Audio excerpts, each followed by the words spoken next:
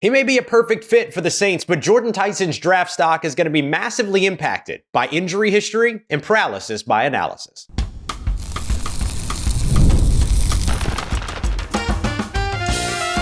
You are Locked On Saints, your daily New Orleans Saints podcast. Part of the Locked On Podcast Network, your team every day.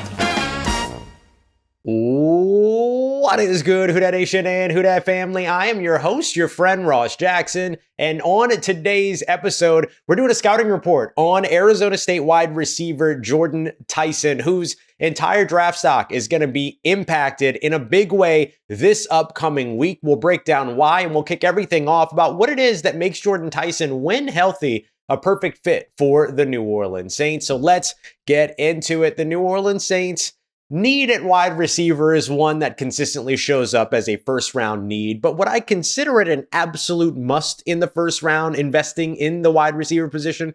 Probably not, but I do think that depending upon who's available on the board, that the best player available could potentially be at pick number 8 overall, a wide receiver. And that is where Arizona State wideout Jordyn Tyson comes in, because he very well could be, depending upon how the first 7 selections go, the best player available left on the board because of his dominating play style and how it can have a massive impact for the New Orleans Saints. Make no mistake about it, Jordyn Tyson is the most dominant wide receiver in this year's class, but there's a big asterisk that hangs over the side of that, which is when healthy or when on the field. Before we get to the availability stuff and the injury stuff, let's break down a little bit of the high-level thinking around Jordyn Tyson as the most dominant wide receiver in this year's class. He left the 2025 season with 61 receptions, 711 receiving yards, and 8 receiving touchdowns, averaging 11.7 yards per catch. He was not a 1,000-yard receiver. He was not a double-digit receiving touchdown getter or anything like that, but he was absolutely the number one top option for Arizona State's offense and came through in the clutchest of moments. We did a film study as a part of our Everyday or All Access Club. I'll do film studies and things like that with like film and, telestrations and all those things. You can find more information about that at the link in the description. But the thing that we learned in one of our film studies about him was that even in games where he didn't necessarily have kind of this big overarching impact throughout the game, the final drive, when it came down to putting them in position to get a big win against Texas Tech, he came through big time on a scramble drill, catch and run, another catch with some additional yards after, picked up at the sideline, draws a defensive pass interference or a defensive holding penalty to get them into or within the 5 and in striking distance. That is a big part of what it is that Jordyn Tyson does. He shows up at the clutchest of moments. And when you have a deep threat, field stretching player like Chris Olave, and you also have a big bodied possession guy that can challenge at all 3 levels like Devon Vele, getting a guy that pulled in 40 of his 47 targets within 10 yards of the line of scrimmage last year, there's real value in that. That's a guy that gives you that dominant chain mover that you can always go to in the biggest moments. You look at Chris Olave actually from 2025, and one of my favorite things about his year was that 6 of his 9 touchdowns all happen on third downs. That's a clutch moment, right? That's a time to where you got to show up because you have an opportunity to either punch one in and score, or maybe you have you're in striking distance, so you're on third down. You're looking for those opportunities to get to the end zone. Or if nothing else, you're a guy that's showing that you're reliable enough on third down to be relied upon. A guy like reliable enough to be relied upon. You know what I mean? Reliable enough for the quarterback to continue to go to you in those third down situations, keep the clock moving, all those things, or keep the ball moving, all those things.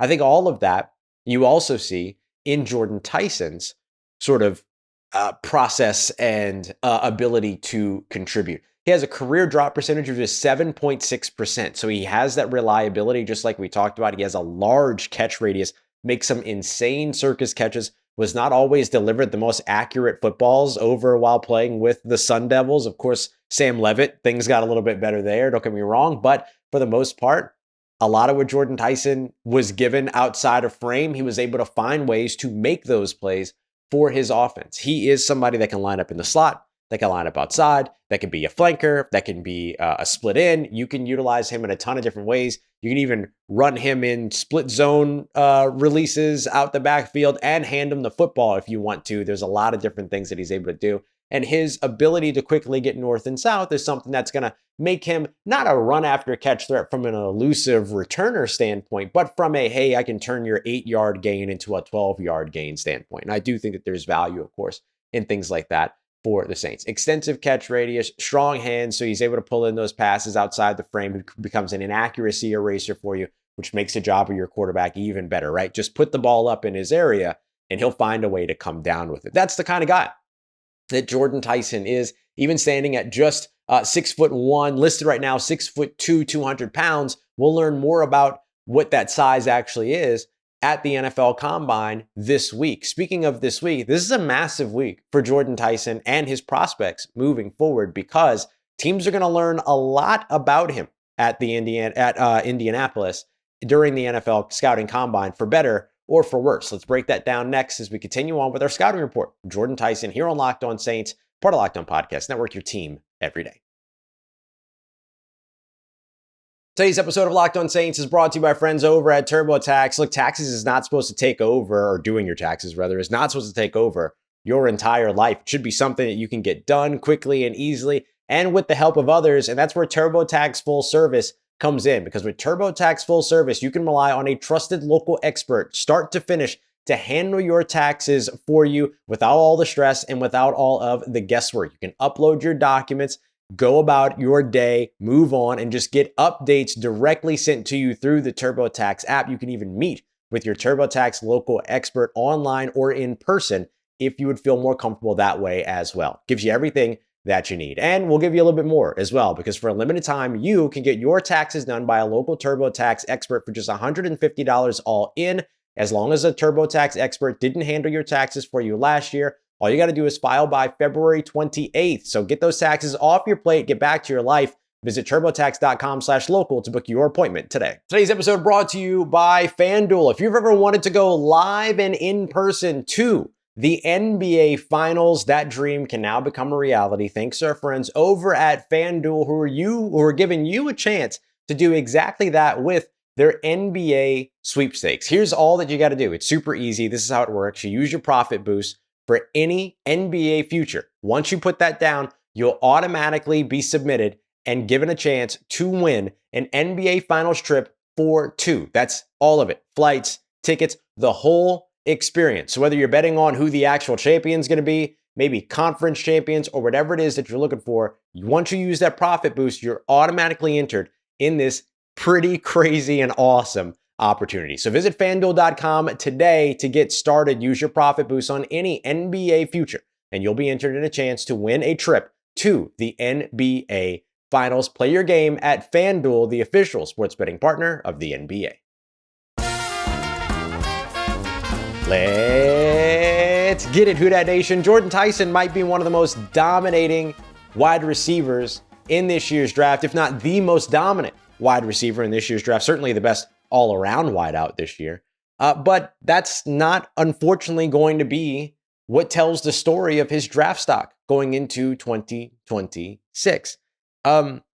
It's always tough whenever you have a player like this that is as good as he is, but has missed so much time.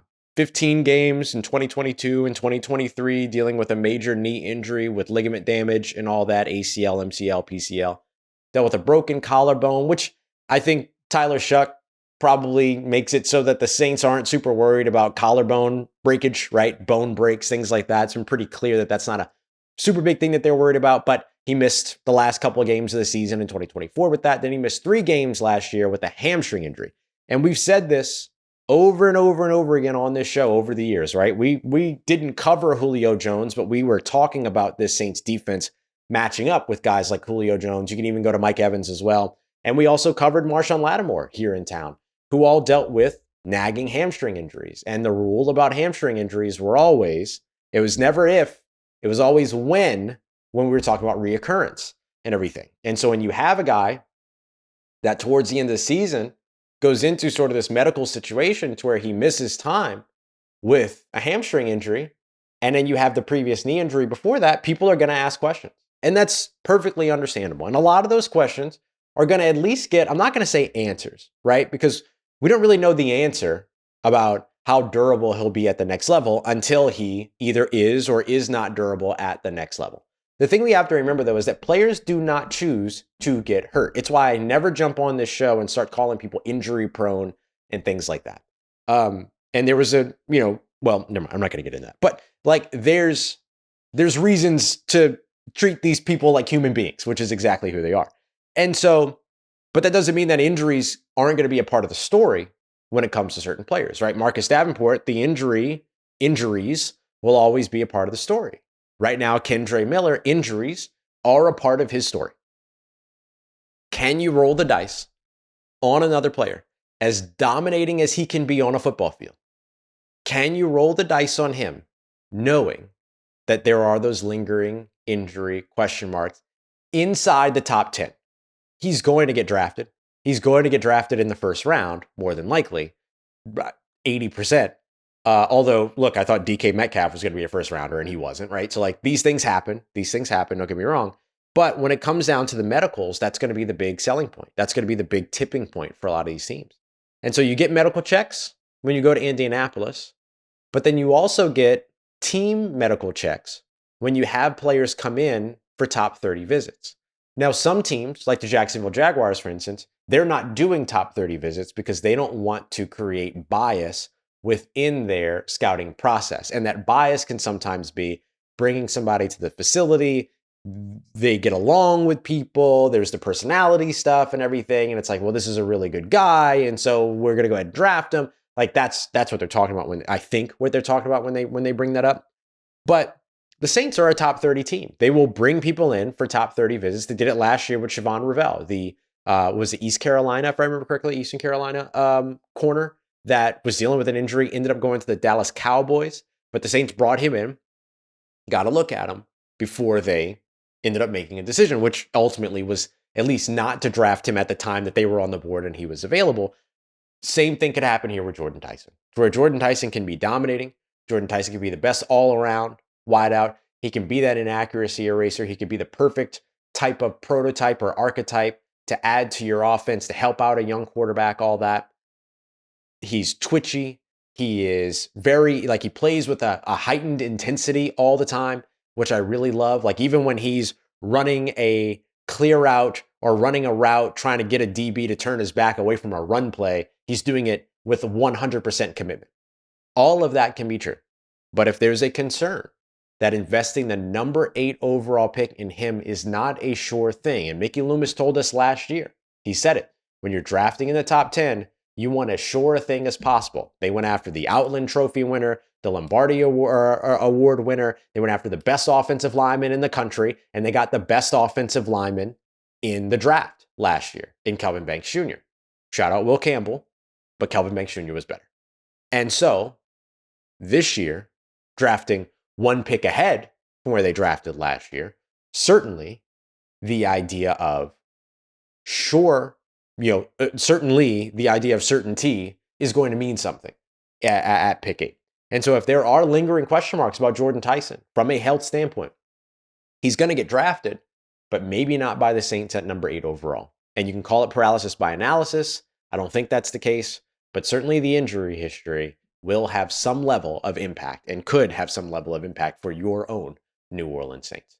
All right, coming up in tomorrow morning's episode, speaking of getting the best offensive linemen in last year's draft class, I think the Saints also just simply got the best draft class in 2025. And there's an award going out on Wednesday that might prove it, for which the Saints are finalists. We'll break down why they deserve to go from finalist to winner in tomorrow's show. We appreciate you very much, as always, making us a part of your day, part of your routine, for saying yes to me on the show. If you see me, please say hi. And if you need anything else around your New Orleans Saints in between these episodes, make sure you follow me on your favorite social media at Ross Jackson, NOLA. Hit me up. Let me know what the family's doing, how you living. Let me know how you're momming them. And trust Who Dat Nation, I'll holla at you.